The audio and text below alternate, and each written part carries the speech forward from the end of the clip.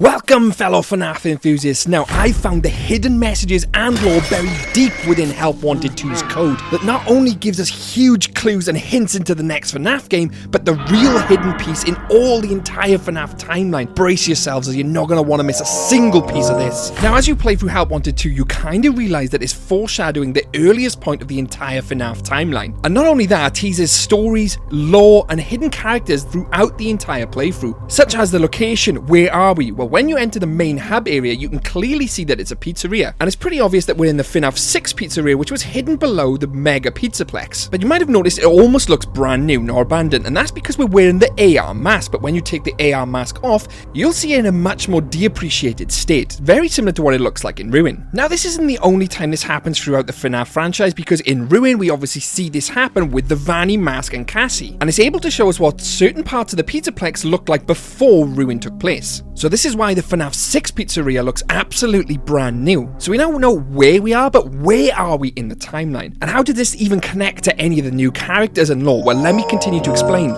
During Help Wanted 2, you come across the charging station in the pizzeria, which Freddy uses to go down to the burn trap room. Only this time the charging station is destroyed, signaling that this was after the burn trap fight. This shows us that it's taking place after a security breach. Further to this, we also see the shattered variants of the glam rocks. Take DJ Music Man, for example, and Roxy, and we actually fit Roxy with the mask we see her wearing in Ruin, which she only wears after security breach. So that cements the timeline exactly where we want it to be, which is between security breach and Ruin. Now I'm not going to go into the whole debate of who we are, because I think it's pretty clear to me and probably to everybody else that we are playing as Cassie's dad. Now I'm not going to go into the details because I think it's irrelevant for this video, but there are several videos on my channel you can look at if you so wish. Now throughout Help Wanted 2, there are several details which are given to us through little bits of information which could hint at a future FNAF game and more lore to the franchise. Not to mention what the actual developers of the game have said and how they want to take the franchise in the future. All of it starts to line up, but I'll talk about that section later. Now during a section in the game, we come across a thing called Fallfest, but this isn't the first time hearing of it, because we actually had it in the Curse of the Dreadbear DLC back in 2019, where we had the banner in the main hub saying Fallfest of 83. Now everybody thought this was just going to be a one and done DLC for FNAF, but it's actually turning out to be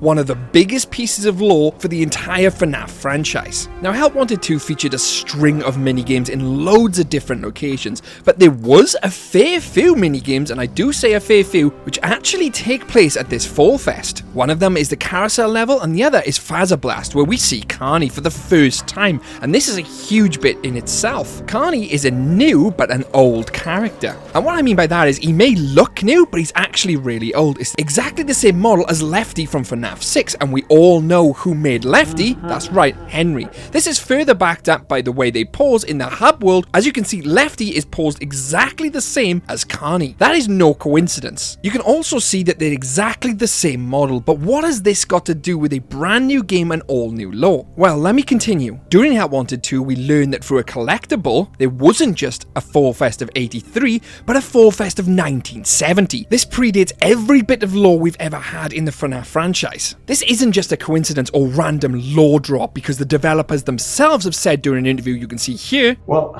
for me, one thing that I've always would love to do is get kind of back to like the origin of like Fazbear Entertainment, or the origin of. Same here. I'd like to head further back into the 70s as opposed to like doing the 90s version. Where SteelWool said themselves that they're extremely interested in making a game about the origins of FNAF. Now everyone was interpreting this as in Fredbear's Family Diner game, but that isn't the case. They never once said that. They said the origins of FNAF, not Fredbear's Family Diner. Fredbear's Family Diner is already set during the FNAF universe, not the origins. The origins would be this carnival in the 1970s. And this game will be set during the 1970s at the Fallfest. And what it will actually tell us and feature is the origins of William Afton, Henry Afton, and William Afton's wife. Now hear me out. Now if you remember, Lefty was created by Henry, with Lefty being designed and built to specifically capture and control the puppet. Now knowing that Lefty Freddy and Carney look exactly the same, something tells me that Carney was built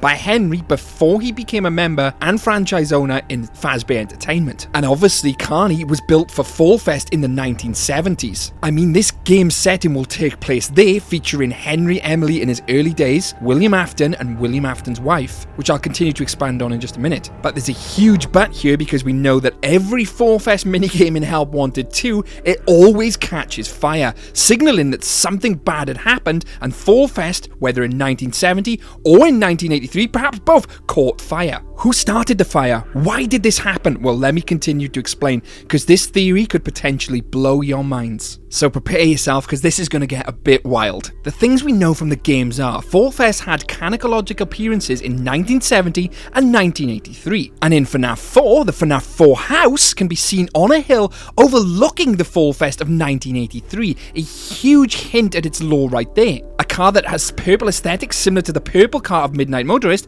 and Later That Night, is also there. Fallfest as of 1983 seems to be a carnival consisting of a barn, which we see in Help Wanted 1 and 2, a carousel, which we see in Help Wanted 2, and a shooting gallery, which is in Help Wanted 2. Mystic Hippo and Carney also fit the carnival theme, as fortune tellers were popular in new carnivals and carnies, and both have Henry's animatronic hinge design. Additionally, several of the subtitles mention a carnival nurse, as well in the patch game of Help Wanted 2. Glitchtrap also seems to be a hand-sewn costume that is implied to be William Afton's first official Spring Bonnie costume. We also know that the Fredbear singing show from the 1930s with a dancing bear would have been around in the carnivals. Now, Mrs. Afton never has been seen in game or in stories, barring the Staffbot recreation in Security Breach, where we see her sitting at the head of a table, and William Afton looks like he's dressed as a carnival ringmaster. But Laura herself has the appearance of a ballet dancer who also did tightrope stunts in circuses and carnivals. Additionally, Clara sets hers and Vlad's house on fire when she grows sick of Vlad's lies.